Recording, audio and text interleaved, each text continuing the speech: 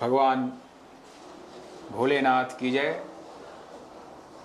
भोले की फौज करेगी मौज। आइए हम सभी शिवरात्रि के पावन पर्व पर चर्चा करते हैं। भगवान भोलेनाथ का यह अद्भुत पर्व शिव भक्तों के लिए बहुत दिनों से प्रतीक्षारत रहते हैं। शिव भक्त जे कब शिवरात्रि आए और कब भगवान भोलेनाथ की भव्य बारात निकले, कब अद्भुत उस बारात का दर्शन हो, शंकर भगवान की पूजन हो और साधक जो शिवोपासक हैं, अन्य उपासक साधक भी शिवरात्रि के उस पावन मुहूर्त का इंतजार करते हैं। शिवरात्रि के विषय में समान रूप से जो प्रचलित धारणा है वो यह है कि भगवान भोलेनाथ की विवाह के दिन शिव पार्वती के कल्याण, मंगल कल्याण, मतलब जिसको उत्तर भारत में विवाह कहा जाता है, इसी दिन भगवान भोलेनाथ और मैया पार्वती जी का विवाह हुआ था। और शिव जी की तो बारात ऐसी थी कि उस बारात को देखने के बाद जो जहां था वहीं लगा कि अब ऐसा तो उसने बारात देखा ही नहीं। भूते नाचे, भूते गावे, भूते तान मिलावे, और कोई किसी से कुछ पूछने वाला नहीं था। को मुखहीन विपुल मुख काहू, किसी का मुख ही नहीं था, किसी के पास बहुत मुख थे, किसी के पास बहुत से आंख थे और किसी के पास आंख ही नहीं थे। को नयन विहीना, को तनखीन, किसी के पास शरीर ही नहीं था और कोई विपुल बहुत विशाल काय शरीर था।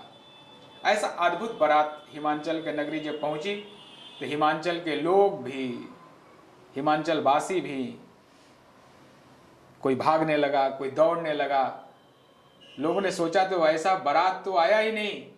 और गोस्वामी तुलसीदास जी महाराज ने इसका सुंदर वर्णन करते हुए रामचरितमानस में लिख दिया कि जो जियत रही बारात देखई, घरन यस लरिकन कही। हर घर में ऐसे लड़के कहने लगे जो जिंदा रहेगा वही तो बारात देखेगा।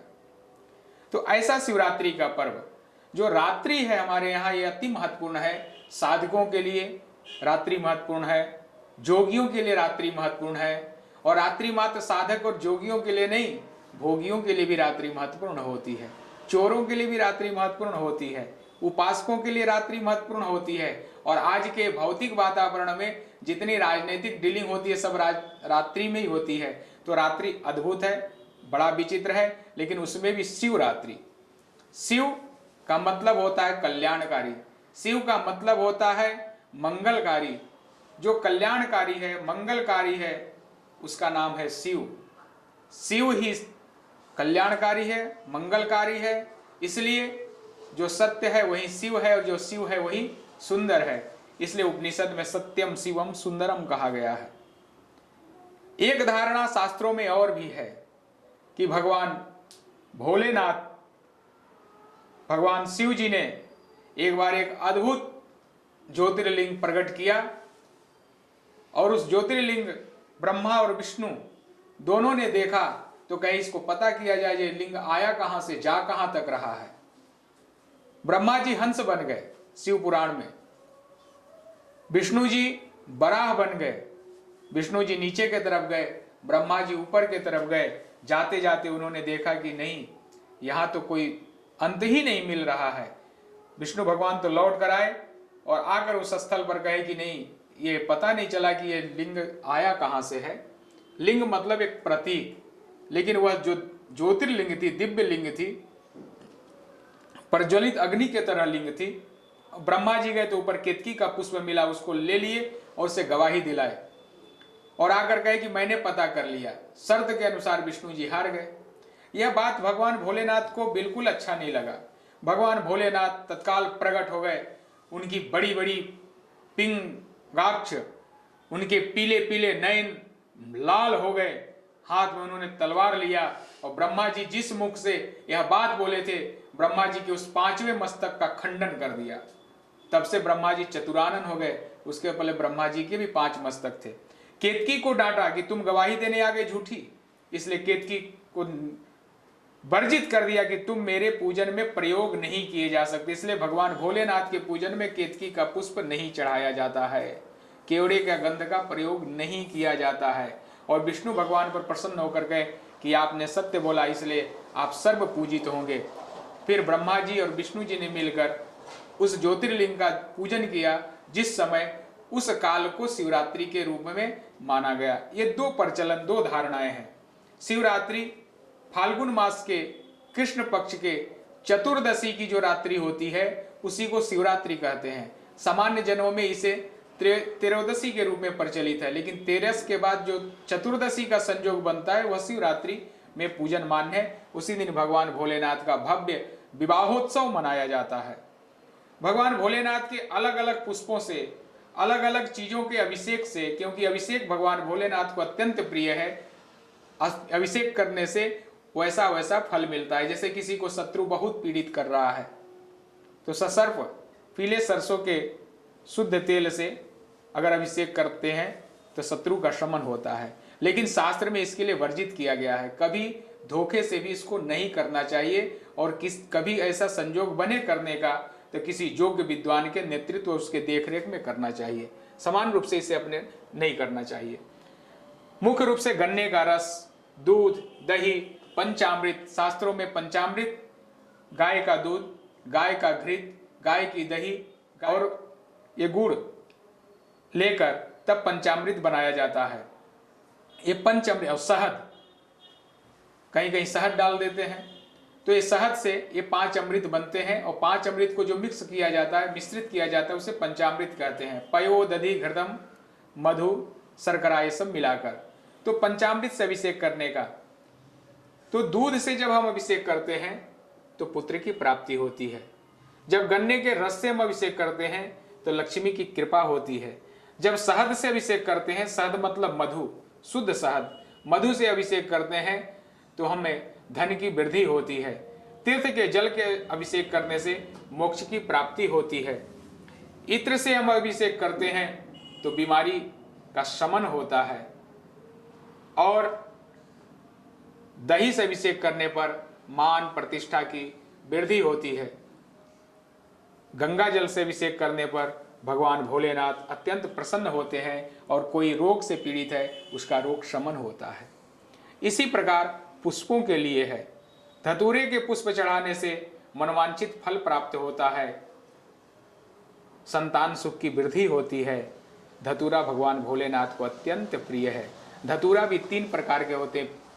पीत धतूरा, पीले पुष्प वाला, समान सफेद धतूरा, और एक नीला काला धतूरा होता है। काला धतूरा सर्वश्रेष्ठ होता है। पीला धतूरा, जब पुराने समय में लोग स्वर्ण बनाने का कार्य करते थे तो पीले धतूरे का प्रयोग करते थे। बेला के पुष्प को चढ़ाने से भगवान भोलेनाथ इतने प्रसन्न होते हैं कि घर में सुंदर सुशीला पत्नी की प्राप्ति होती है। भगवान भोलेनाथ को पुष्प अत्यंत प्रिय है।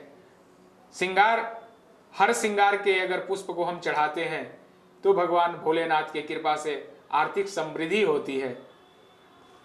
दुर्वा चढ़ाते हैं तो आयु की वृद्धि होती है। समी का पत्र, जैसे प्रकार पुष्प है उसी प्रकार पत्र भी चढ़ाने से, समी के पत्र चढ़ाने से पाप का नाश होता है। पान का पत्ता चढ़ाने से सांसारिक सुख की वृद्धि होती है। और बिल्व पत्र तो पूछिए मत, बिना बिल्व पत्र के तो भगवान भोलेनाथ का अभिषेक, भगवान भोलेनाथ का पूजा, भगवान भोलेनाथ का अर्चन हो ही नहीं सकता है। त्रिदलम त्रिगुणकारम त्रिनेत्रम त्रिधायुधम त्रिजन्म पाप संहारम बिल्वार्पण शिवार्पणम, बिल्व पत्र शिवार्पणम। ऐसे बिल्व पत्र अगर हम चढ़ाते हैं तो आत्म की वृद्धि होती है, मनोकामनाओं की पूर्ति होती है।